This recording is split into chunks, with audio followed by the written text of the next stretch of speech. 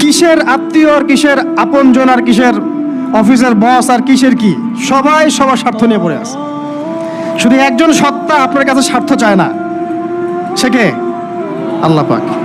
এটা যদি বুঝতে পারেন তাহলে দেখবেন মনটা আল্লাহর দিকে নরম হয়ে যাবে। আর মুসলিমদের এখন এই মানসিক আত্মশুদ্ধিটা বেশি দরকার।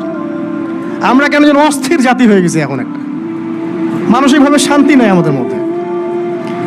খেয়াল করে দেখবেন সারা দিন দুশ্চিন্তা, দুর্ভাবনা, পেরেশানি। নামাজে আসি তাও মনে হয় যত তাড়াতাড়ি নামাজ শেষ করতে পারলে বাঁচ। 5 মিনিট 4 রাকাত নামাজ, আর ইমাম যদি ভুলে 10 মিনিট পড়ায় তো চাকরি নট। খতিব খুতবা দিবে 30 মিনিট ঘড়ি ধরে বলে দিবে, ভুলে যদি 10 মিনিট বেশি দিয়ে ফেলছে, আজকে আসছেন ভালো কথা, হাদিয়া নিয়ে যান, পরের দিন আর আসেন না। অস্থির।